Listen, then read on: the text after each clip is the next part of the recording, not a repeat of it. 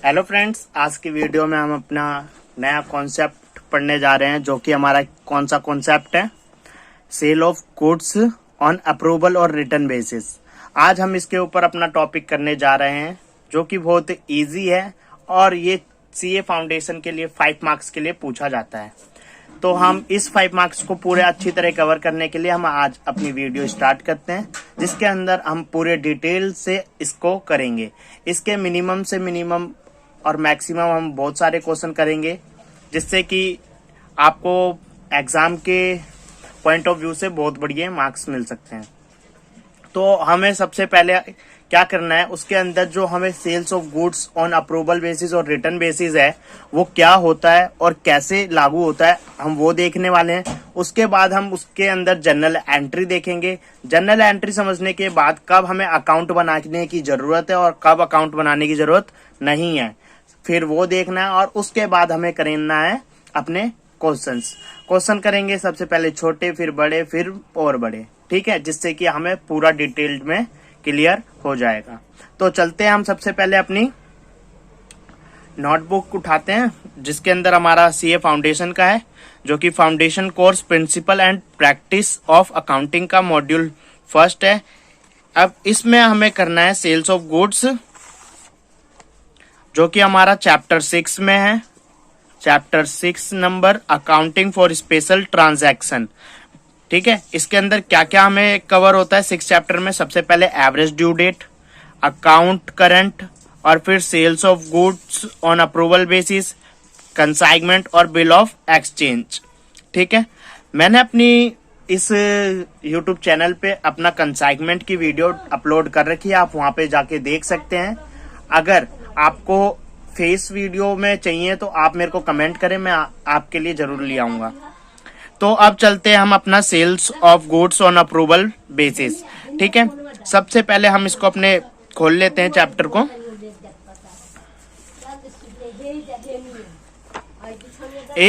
इस चैप्टर को खोलने के बाद आप हमें यहाँ पे देखना मिल रहा है यूनिट नंबर 2 है, जो कि हमारे चैप्टर 6 से रिलेटेड है। ये चैप्टर 6 से रिलेटेड है। अब इसमें हम sale of goods on approval और रिटर्न बेसिस का मतलब समझते हैं। सबसे पहले sale of goods on approval और रिटर्न बेसिस का मतलब होता है कि जैसे कि अब हम कस्टमर है और एक सेलर है। सेलर अगर कस्टमर को कुछ गुड्स दे देता है कि जाओ आप पहचान लो इसको, अगर सही गुड्स है तो आप इसको रखना, अदरवाइज आप मेरे को रिटर्न कर देना, ठीक है। यही होता है हमारा सेल ऑन रिटर्न और अप्रूवल बेसिस का, ठीक है। अगर वो कस्टमर को पसंद आ जाता है तो वो उसकी अप्रूवल दे देता है, वरना वो रिटर्न कर देता है। क्या कर देता है? रिटर्न कर देता है। हमारा sale of goods on approval और रिटर्न बेसिस का यही मतलब है जनरली। तो हम सबसे पहले अब इसके अंदर देखने क्या क्या वाले हैं वो देखते हैं। यूनिट का ओवरव्यू दे रखा है यहाँ पे, जो आपके पास सभी के पास बुक होगी, ठीक है। ठीक है, आगे बढ़ते हैं। अब हमने इसका जो मीनिंग होता है हमने वो कर लिया है। अब आपको नहीं आया समझ में तो मैं आपके लिए क्लेरिफाई कर देता हूं सही से। अब हम यहाँ पे क्या करने जा रहे हैं, sale of goods on approval और रिटर्न बेसिस,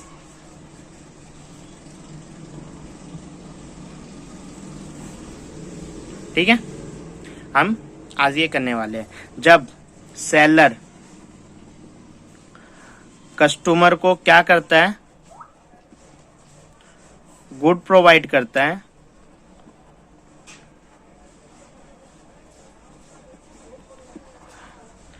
कि आप अपनी सेटिस्फाई के लिए, कस्टमर की सेटिस्फाई के लिए वो गुड्स प्रोवाइड करता है कि आपको अगर पसंद आता है तो आप उसका क्या दे दो, उस गुड्स का अप्रूवल दे दो। क्या दे दो? गुड्स का अप्रूवल दे दो, ठीक है। गुड्स का अप्रूवल दे दो। अदरवाइज क्या करेगा वो कस्टमर, जब उसको पसंद नहीं आया तो वो उसको सेलर को ही क्या कर देगा, रिटर्न कर देगा। क्या कर देगा? रिटर्न कर देगा गुड्स रिटर्न कर देगा। यही हमारा होता है sale of goods on approval और रिटर्न बेसिस। ये भी हमारा एक सेल का ही पार्ट होता है, जो कि हम sale of goods on approval और रिटर्न बेसिस के हिसाब से करते हैं। अगर पसंद आएगा तो अगर रख लेना, नहीं आया तो वापस कर देना। यही हमारा इस कॉन्सेप्ट के अंदर दर्शाया गया। तो हम आज की वीडियो में चलते हैं आगे, जिसके अंदर अब हम देखने वाले हैं जर्नल एंट्री। ठीक है, अगर मान लो कि कस्टमर को जर्नल एंट्री देखने जा रहे हैं, इसके अंदर कौन सी जर्नल एंट्रीज। ठीक है, अब इसमें क्या होता है कि जर्नल एंट्रीज में अगर हम गुड्स भेज रहे हैं, सेलर से कस्टमर के पास जा रहा है, तो हम सेलर ये मानता है कि वो सेल्स हो गए। तो सेल्स की एंट्री क्या होती है? अब यहाँ पे सबसे पहला पॉइंट आता है व्हेन। आप मेरे साथ लिखते जाएं, जिससे कि टाइम भी बचेगा और आपको समझ में भी आएगा। When goods are sent on sale और रिटर्न बेसिस। ठीक है, जब आप गुड्स को सेंड कर जाते हैं ऑन सेल और रिटर्न बेसिस के उस पे, तो हमारी एंट्री क्या बनती है? Trade receivable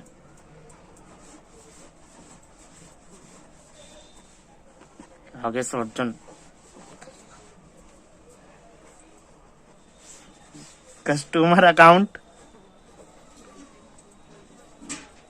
to sales account. ठीक है, जो इसके अंदर अमाउंट आता है, हमारा अमाउंट आता है आईपी पे। क्या आता है? आईपी। मैं आपको आगे समझाऊंगा कि आईपी क्या होता है और कॉस्ट प्राइस क्या होता है। कॉस्ट प्राइस वो होती है जो हम कॉस्ट प्राइस पे भेज देते हैं जनरली, और आईपी क्या होता है? हम कॉस्ट प्राइस से बड़ा चढ़ा के भेजते हैं। ठीक है, तो वो हमारा आईपी होता है। तो यहाँ पे जो अमाउंट आएगा वो हमारा आएगा इनवॉइस प्राइस के हिसाब से। ठीक है, अब हम दूसरी एंट्री करते हैं। दूसरी एंट्री हमारी क्या है यहाँ पे? When goods are sent on sale और रिटर्न बेसिस। ये तो पहली एंट्री होगी हमारी। ठीक है, जो कि हम क्या कर देंगे, उसको भेज देंगे और हमें पता चल जाएगा कि उसको चाहिए कि नहीं चाहिए। अब दूसरी एंट्री, अगर वो अप्रूवल देता है तो हम एंट्री करेंगे ही नहीं। अप्रूवल दे रहा है तो हम एंट्री क्यों करेंगे? क्योंकि हमने पहली से एंट्री कर रखी है सेल्स के उस पर। ठीक है, अगर वो रिटर्न करता है तो हम रिटर्न की एंट्री करेंगे, और जो कि हमारी क्या हो जाएगी? रिवर्स एंट्री हो जाएगी। ठीक है, तो अब यहाँ पे लिखते हैं हम व्हेन गुड्स आर रिजेक्टेड और returned with in specified time. ठीक है, विद इन स्पेसिफाइड टाइम में अगर वो क्या कर दे, रिटर्न कर दे या रिजेक्ट कर दे, उसकी एंट्री क्या होगी अब वो देखते हैं। तो रिवर्स हो जाएगी इसकी एंट्री जो हमने करी थी, जो कि हमारा sales return account debit to trade receivable या कस्टमर अकाउंट। डन है यहां तक? ठीक है, ये भी हमारा क्या आता है? इनवॉइस प्राइस पे आता है। किस पे? इनवॉइस प्राइस पे इसका अमाउंट कैलकुलेट करना होता है। यहाँ पे हम साइड में लिख देते हैं, उसके बाद जब हम क्वेश्चन देखेंगे तो ध्यान से करेंगे। ठीक है, अब बढ़ते हैं आगे, जो कि हमारी थर्ड एंट्री होती है। थर्ड एंट्री क्या होगी? When goods are accepted and invoice price. अगर गुड्स एक्सेप्टेड हो जा रहे हैं, मतलब कस्टमर के पास जो गुड्स गए थे वो एक्सेप्ट कर लिया उसने, तो उसकी एंट्री हम करेंगे क्यों? क्योंकि उसकी एंट्री हमने शुरू में कर ली थी। तो थर्ड एंट्री हमारी क्या होती है? When goods are accepted. When goods are accepted,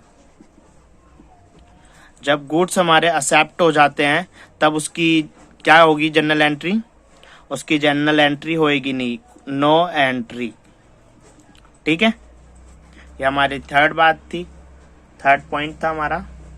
अब यहाँ पे हम देखते हैं फोर्थ पॉइंट। फोर्थ पॉइंट में क्या बोल रखा है अब हमें?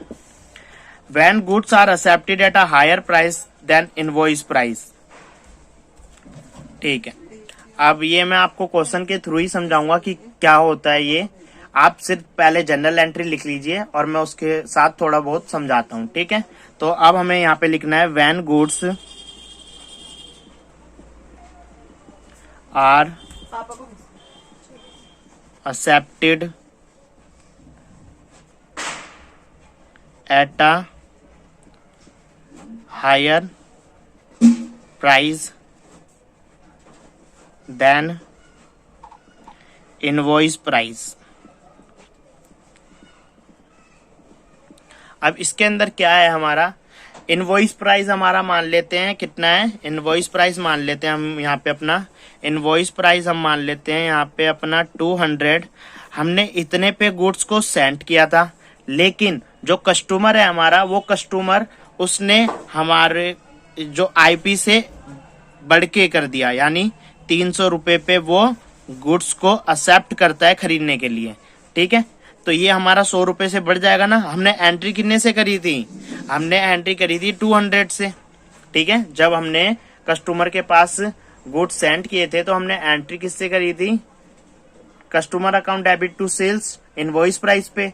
लेकिन यहाँ पे जो कस्टमर ने गुड्स को एक्सेप्ट कर रखा है वो अबव इनवॉइस प्राइस है। अबव इनवॉइस प्राइस है तो हम और वही एंट्री कर देंगे, जितना अमाउंट हमारा डिफर हो रहा है ना उससे ही हम, तो हमारा अमाउंट डिफर कितना हो रहा है 100 रुपीज का, तो 100 रुपए से हम क्या कर देंगे, सेम एंट्री को पास कर देंगे। Trade receivable,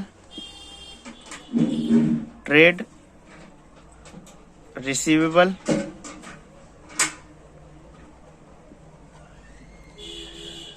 account debit to sales account.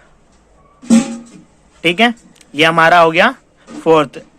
अब इसी के अंदर एक और पॉइंट आ रहा है हमारा, फिफ्थ पॉइंट, वो देखते हैं। फिफ्थ पॉइंट में क्या है यहाँ पे हमारा, जब when goods are accepted at a lower price. ठीक है, जब lower price then the invoice price, then the invoice price. ठीक है, जैसे हायर में क्या था वैसे ही अब हमें क्या करना है, लोअर में करना है। हमने सेल्स की एंट्री पास कर दी थी 200 की, लेकिन जो कस्टमर है उसने एक्सेप्ट किया 150 में, तो हमारा जो 50 का अमाउंट डिफर हो रहा है, जो हमने कम करनी है, तो हम रिवर्स एंट्री कर देंगे। क्या कर देंगे, रिवर्स एंट्री कर देंगे उसकी। तो एंट्री क्या होगी हमारी, देखते हैं। Sales account debit to trade receivable account. ठीक है, ये हमारी फिफ्थ एंट्री होगी। अब हम यहाँ पे देखने वाले सिक्स्थ एंट्री, जो कि हमारे इसके अंदर 2 पार्ट हो जाएंगे। या तो हम at the year end when goods are lying with customer and specified time limit is yet to expire. अब यहाँ पे क्या है, जैसे कि हमने जो टाइम लिमिट दी थी वो एक्सपायर हो गई, तो एक्सपायर हो जाने के बाद अब हम क्या करेंगे, उस गुड्स को हम ऐसा मानेंगे कि वो हमारे उसके साथ जुड़ा हुआ है, तो हम उसको रिटर्न मान लेंगे। तो सिक्स्थ एंट्री हमारी क्या हो जाएगी, हम यहाँ पे लिखते हैं point, at the year end when goods are lying with customer and the specified time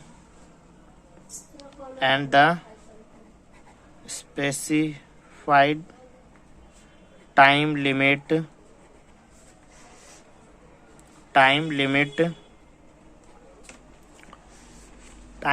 आगे यहाँ पे लिखो, time limit is yet to expire. ठीक है, एक्सपायर हो जाएगी। तो अब यहाँ पे हमें क्या करना है, जैसे कि अब हमारा फाइनेंशियल अकाउंटिंग हम बना रहे 31 मार्च को, और जो हमने टाइम लिमिट दे रखी है वो है अप्रैल की। तो वो कस्टमर, उसने अभी तक हमारे पास कुछ भी बोल नहीं रखा, तो हम समझते हैं कि उसने रिटर्न कर दिया और वो हम अपने स्टॉक में इंक्लूड कर लेते हैं। तो उसकी एंट्री यहाँ पे हो जाएगी sales account, debit to customer account. ठीक है, ये हो जाएगी। उसके बाद हम 7th एंट्री देखते हैं। 7th एंट्री हमें यहाँ पे क्या करना होता है, जो ये दीज गुड्स है, जो हमने क्या करा है, रिवर्स कर दी थी अभी एंट्री। ठीक है, जो हम मान लेते हैं कि उसने रिटर्न कर दिया, तो उस these goods should be consider as inventories, अपनी इन्वेंट्रीज समझेंगे। तो उसकी एंट्री क्या होगी, इन्वेंट्रीज विद कस्टमर अकाउंट, क्योंकि हमारे पास है नहीं ना इन्वेंट्री, किसके पास है, कस्टमर के पास है। तो इन्वेंट्रीज विद कस्टमर्स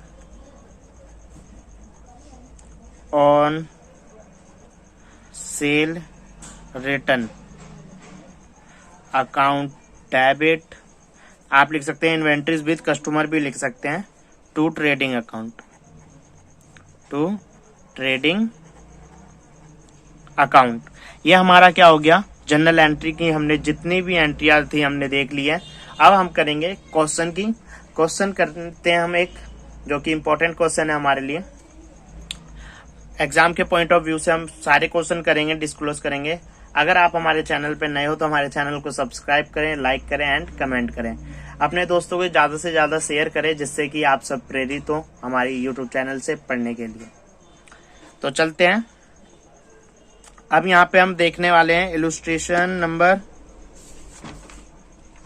अब इसके अंदर एक और नया कॉन्सेप्ट है, वो बताता हूँ, फिर हम नेक्स्ट वीडियो में करना हो तो नेक्स्ट वीडियो में कर लेंगे, या तो इसी वीडियो में हम इस एक क्वेश्चन को देखने के बाद हम नेक्स्ट वीडियो में आपके लिए और सारे क्वेश्चन को प्रोवाइड कर देंगे।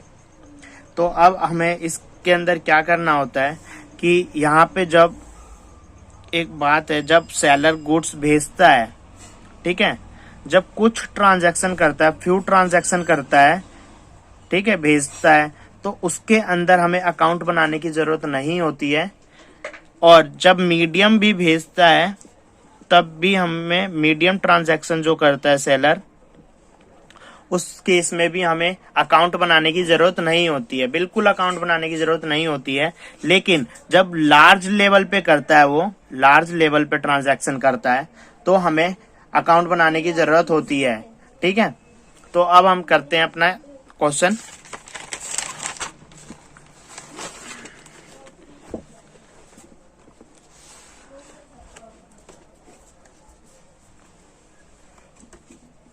यहाँ पे हम अपना इलस्ट्रेशन नंबर करने जा रहे हैं।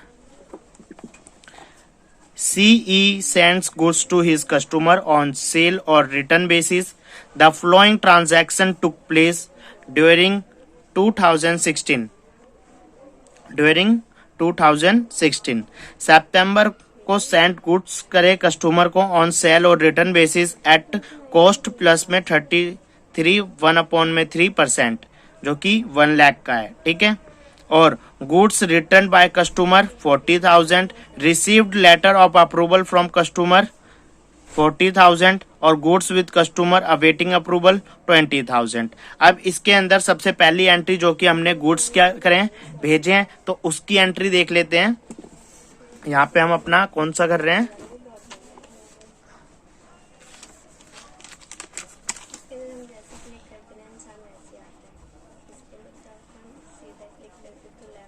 इलस्ट्रेशन फर्स्ट कर रहे हैं, जिसमें हमने गुड्स सेंड करे, तो उसकी एंट्री क्या होगी हमारी, उसकी एंट्री हो जाएगी सिंपली हमारी ट्रेड रिसीवेबल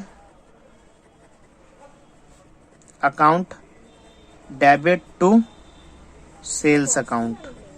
ठीक है, यहाँ पे बीइंग लिख देंगे, गुड्स सेंड टू कस्टमर। ठीक है, अब यहाँ पे अमाउंट आना है हमारा इनवॉइस प्राइस पे। किस पे आना है, इनवॉइस प्राइस पे। ठीक है, तो आप यहाँ पे देखो, जो हमारा ये 33, ये कॉस्ट प्लस में इतना है ना, यानी देखो इनवॉइस प्राइस का मैं आपको एक फॉर्म इजी तरीके से बताता हूँ। अब यहाँ पे देखो जो हमारा आईपी होता है ना, वो हमारा कॉस्ट प्राइस प्लस में लोडिंग होता है। ठीक है, प्लस में लोडिंग होता है। अब इन्होंने यहाँ पे क्या बोला है, जो आईपी है हमारा कॉस्ट प्लस में 1/3% इसका जुड़ा हुआ है। तो हमारा ये आईपी कितना दे रखा है, 1 लाख दे रखा है। यहाँ पे हम 1 लाख लिख लेंगे। हमें क्या निकालना था, हमें सिंपली यहाँ पे इनवॉइस प्राइस ही दे रखा है, हमें यहाँ पे कॉस्ट निकालनी है। कॉस्ट निकालने का हमारा क्या मोटिव है कि हमारा जो लास्ट में आएगा ना वो इम्पोर्टेंट होगा। ठीक है, तो हम यहाँ पे करते हैं, कॉस्ट निकालते हैं। यहाँ पे हम कॉस्ट को कॉस्ट ही रहने देंगे, ये प्लस का है, वहां जाके क्या हो जाएगा, यहाँ पे कॉस्ट प्लस में इतने परसेंट जुड़ रखा है ना, वहां जाके हम क्या कर देंगे, माइनस कर देंगे। तो हमारा क्या आ जाएगा, कॉस्ट आ जाएगा। तो इसको हम बाद में करते हैं, सबसे पहले हम अपना क्वेश्चन करते हैं। यहाँ पे ट्रेड रिसीवेबल अकाउंट है, यहाँ पे हमारा क्या आ जाएगा, 1 लाख रुपीज आ जाएगा, जो कि दे रखा है। ठीक है, ये हो गया हमारी फर्स्ट एंट्री। सेकंड एंट्री बोल रखी थी goods return by customer. Customer ने जो गुड्स रिटर्न कर दिए उसकी एंट्री हम क्या करते थे, रिवर्स कर देते थे। तो रिवर्स कर देंगे हम यहाँ पे भी। तो यहाँ पे रिवर्स क्या हो जाएगी, sales return account debit to trade receivable.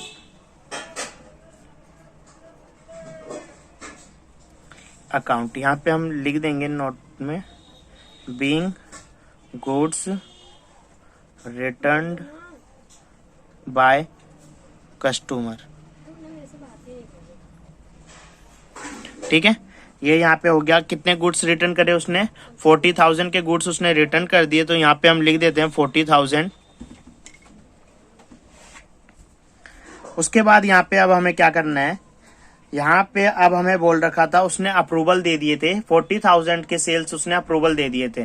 तो अब हम उसको अप्रूवल जो दिए थे उसने, उसकी एंट्री हम करेंगे नहीं, क्योंकि उसकी एंट्री हम पहले ही कर चुके हैं। और बचे हैं अब हमारे 20,000 के गुड्स, जो कि अभी भी कस्टमर के पास है। अब हमें उसकी एंट्री करनी है। तो उसकी एंट्री करने के लिए हम क्या करेंगे, सबसे पहले उस गुड्स को भी हम क्या मान लेंगे, रिटर्न मान लेंगे। तो रिटर्न मानने के लिए हमारी थर्ड एंट्री क्या होती है, सेम जो सेकेंड एंट्री हमने करी है, sales account, sales return account, sales return account, account debit to trade receivable. ठीक है, ट्रेड रिसीवेबल अकाउंट। यहां पे हम बीइंग में क्या लिखेंगे, गुड्स अवेटिंग विद कस्टमर। ठीक है, यहाँ पे क्या अमाउंट आ जाएगा, 20,000। जो अमाउंट हमारा उसके पास था वही हम अमाउंट यहाँ पे लिख लेंगे, जो कि उसने अवेटिंग कर रखा है। और उसके बाद अब हमें क्या करना है, इसमें फोर्थ एंट्री जो कि हमारी क्या होगी, इन्वेंट्री की। इन्वेंट्री अब हमारे इंक्लूड हो जाएगी, वो जो गुड्स हमने रिटर्न माने हैं, अब उस गुड्स को हम क्या मानेंगे कि वो अभी भी हमारी इन्वेंट्री में जुड़े हैं। तो हम यहाँ पे क्या लिखेंगे, inventory with customer, with customer account debit to, account debit to trading account, trading account. यहाँ पे हम बीइंग में लिख लेंगे, बीइंग में लिख लेंगे यहाँ पे कि goods awaiting with customer as consider inventory. ठीक है, ये हमारा यहाँ पे खत्म हो गया जो हमारा क्वेश्चन था। लेकिन जो यहाँ पे अमाउंट होगा, अमाउंट आएगा ट्रेडिंग अकाउंट का, वो आएगा हमारा कॉस्ट पे रिलेटेड। तो कॉस्ट पे रिलेटेड आएगा, तो अब यहाँ पे हम कॉस्ट कैसे निकालेंगे, कॉस्ट कैसे निकालेंगे, यहाँ पे अब हम हमारा वो मोटिव है कॉस्ट निकालने का।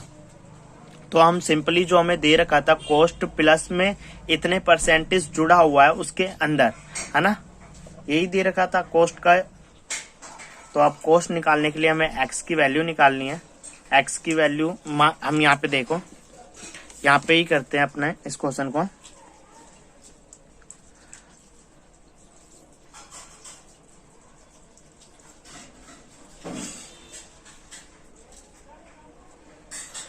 यहाँ पे अब करते हैं अपने क्वेश्चन को। यहाँ पे हमें सिंपली क्या करना है, जो 20,000 है जो गुड्स उसके पास था और बोल रखा था कॉस्ट प्लस में 33 1/3%, ठीक है। तो उसको जब हम करेंगे तो यहाँ पे हमें एक इक्वेशन आ जाएगी 133.33, जिसको हम 100 से मल्टीप्लाई कर देंगे उसको, जो उसी अमाउंट को हमने क्या कर दिया, डिवाइड कर दिया, ठीक है। अब डिवाइड करेंगे तो हमारा यहाँ पे टोटल इक्वेशन को सोल्व करने के बाद आ जाएगा 15,000 जो कि हमारा कॉस्ट है, ठीक है। 20,000 गुड्स का जो हमारा इनवॉइस प्राइस पे था 20,000 और 15,000 हमारा क्या है, कॉस्ट प्राइस है। तो यहाँ पे हम 15,000 लिख देंगे कॉस्ट प्राइस पे, ठीक है। ये क्वेश्चन अब आ रहा है यहाँ कंप्लीट होता है। मिलते हैं नेक्स्ट वीडियो में, बाय। हमारे चैनल को सब्सक्राइब करें, लाइक करें एंड कमेंट करें, बाय।